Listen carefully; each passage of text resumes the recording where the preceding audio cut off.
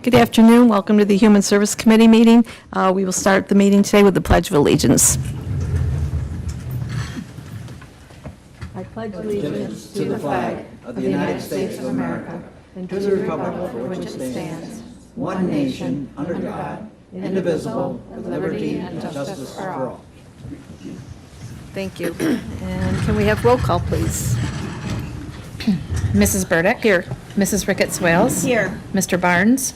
Present. Mr. Bissett. Here. Mrs. Hanchett. Here. Mr. Healy. Mrs. Root. Here. And Mr. Harris. 6 present, 1 absent. Thank you.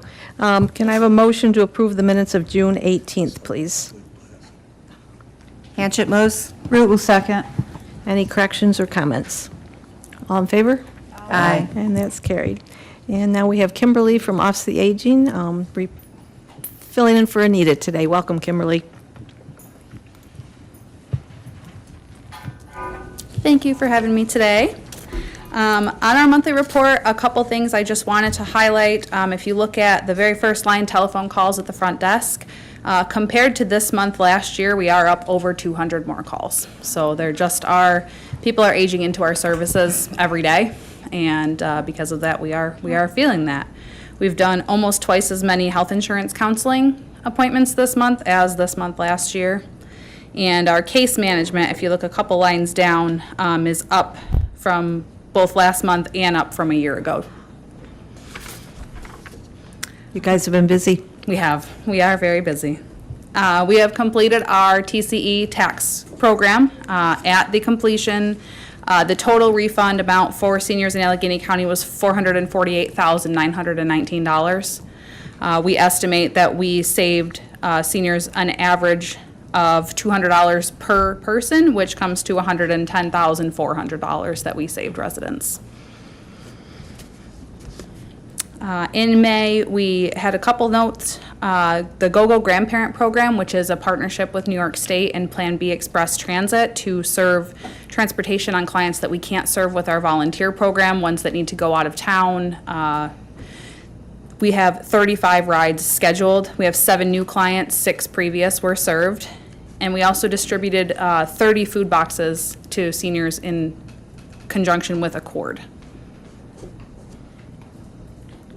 The other highlight I have is we did have a contract with a new vendor for our PERS service, the Help I've Fallen and I Can't Get Up.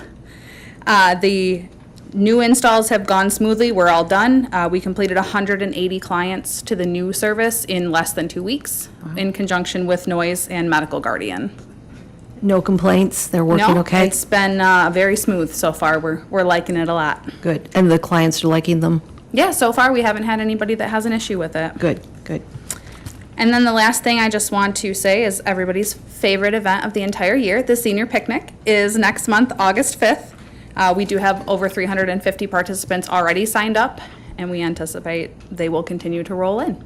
Great. And if anybody here hasn't already signed up, please get hold of Anita or Kimberly and let It's her- a lot of fun. It is a lot of fun. And they don't care what the weather's like. No, it doesn't matter. Doesn't We do matter. have an extreme weather date of Wednesday, August 6th, but that's going to be for if it's a tornado. All right. Does anybody have any questions for Kimberly today? Do you have any explanation why calls and services are up? I mean, you just think there's more people that are signing up for it? I think more people are, especially now in the economy, a lot of more people are in need of our service. People that previously maybe could afford to private pay a home care aide or pay to have their taxes done now just don't have that option. As well as, like I said, this group of people that are aging into our services is bigger than in the past. And then one more question about GoGo Grandparent. Yep. That's still working good, or do you still It have, is. do you have a waiting list for that? I'm not sure at this time if there is a waiting list or not. It's been a process just because we are going through the state and through Plan B, so it's kind of a multi-layer. But Anita and Karen, our volunteer coordinator, are working very closely with both vendors and making sure that we are serving the people that we can serve. Okay, great. Right. Yes. Is Plan B the only vendor that you At this use for point in that? Allegheny County, they're the only one, just because there are no other options. I know in other parts of New York State, they partner like with Uber and Lyft. We just don't really have a basis for that.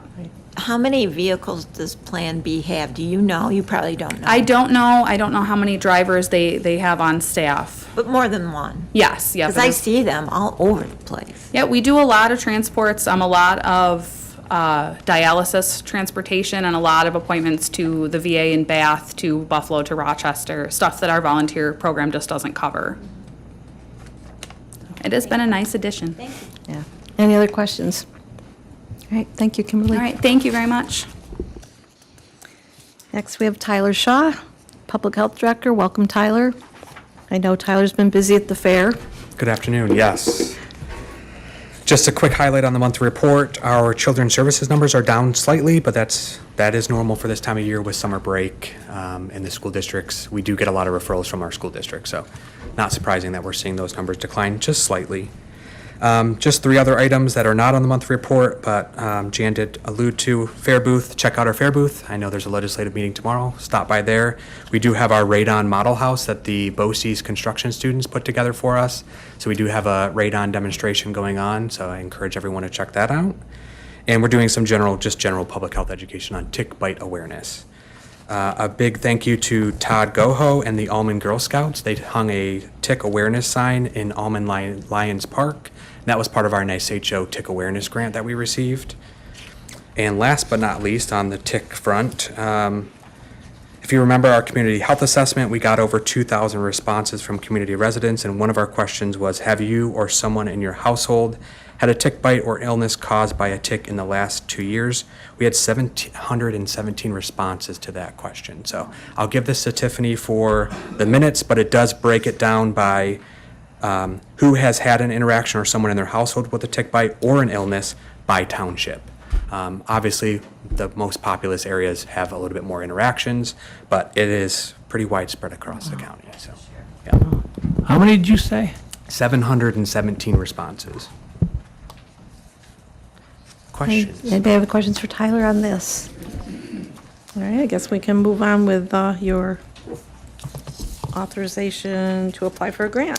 Yeah, so this is round 2 of our HUD lead grant, and we wanted to jump out in front of this. It is potential for $4 million over 4 years to continue our HUD lead grant and lead poisoning. On there, you'll see local county share is 10%. However, in the previous grant cycle, we used our current grant funds as funds in kind to fund that match. So it was $0 from the county side because we used our current grant funds. Great. So we can do the same thing again. Okay, can we have a motion to approve this? Rickett Swales? What's Any questions? All in favor? Aye. That's carried. Okay, and then the preschool. Next up is a preschool-related and evaluation services contract for occupational therapy with Madison Hogue. I have a motion to accept that. Hanchett will move. Root will second. Any questions? All in favor? Aye. And that's carried. Next is our rabies grant contract, which is it's a renewal. This is a 5-year block grant. And this is a 2-year extension from those dates that are listed on the MOE, but it's for $14,095. I have a motion to accept that one. I'll move. Can we have a second? Any questions? All in favor? Aye. And that's carried. And Next is a then- request to fill Request our to junior fill. accountant position. Rickett Swales will move that. We have a second. Any questions on this? All in favor? Aye. And that's carried. And one more request to fill. Last but not least is a request to fill our public health educator position. Root will make that motion. Hanchett will second. Okay, any questions on that one? All in favor? Aye. Aye. And those are all carried. Thank you, Tyler. Anything else you'd like to add today?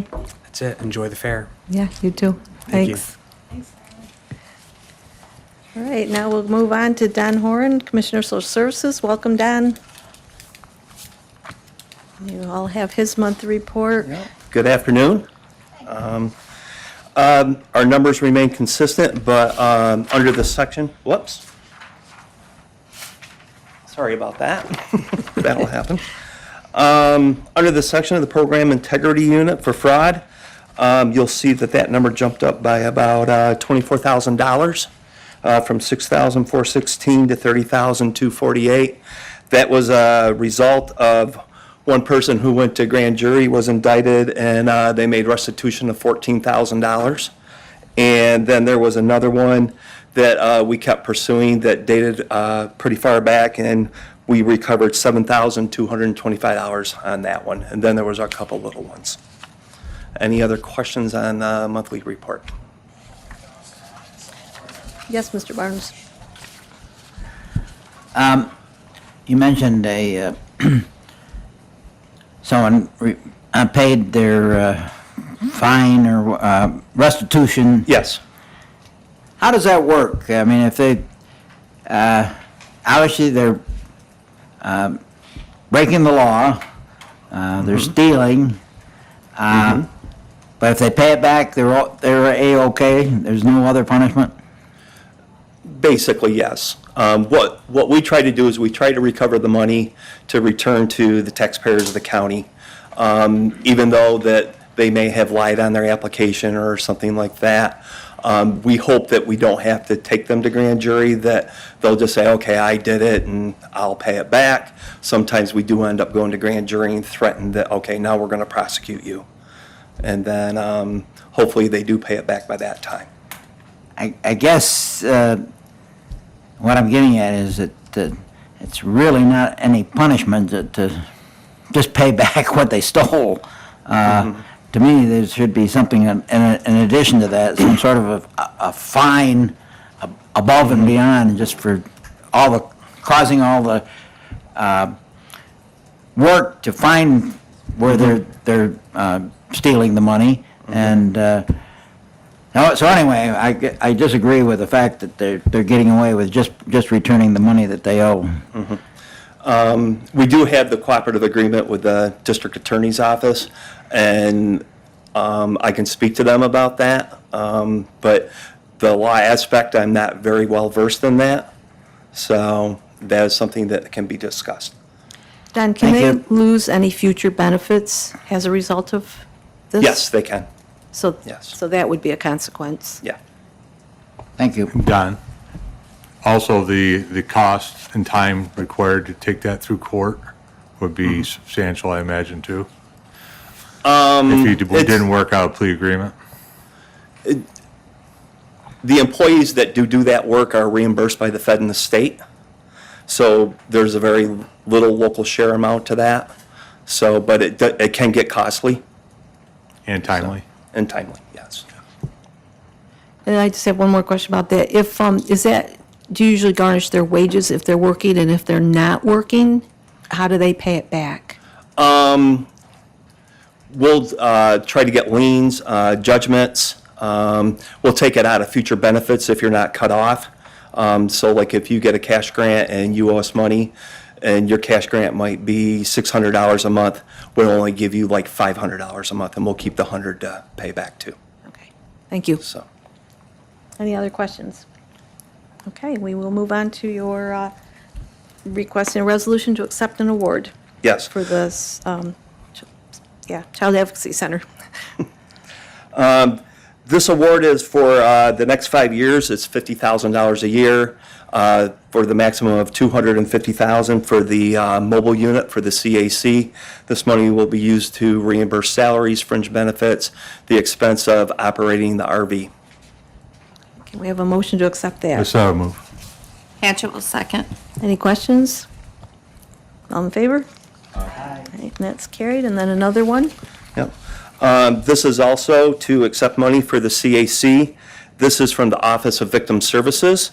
This is going to be for the next 3 years at $398,093.86 a year for a total of $1,194,281 to support the operation of the CAC.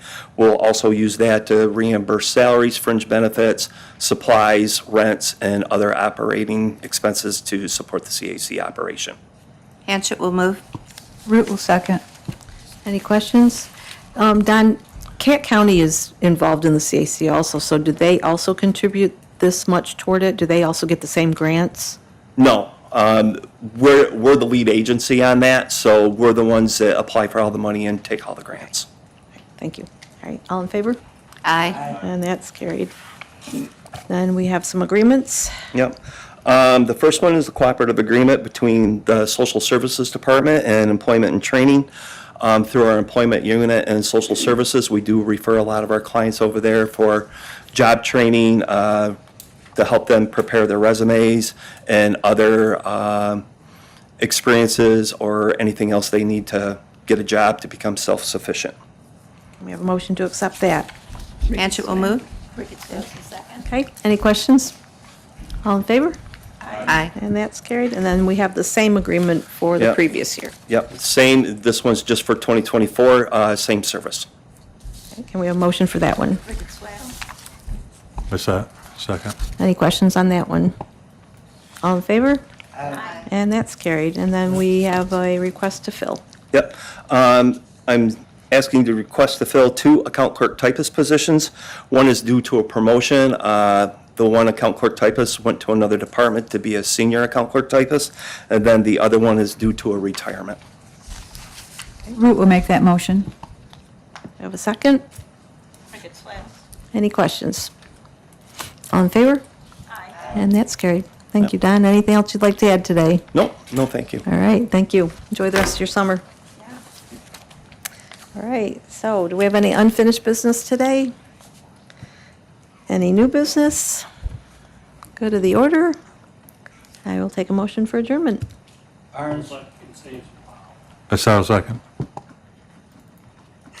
All in favor?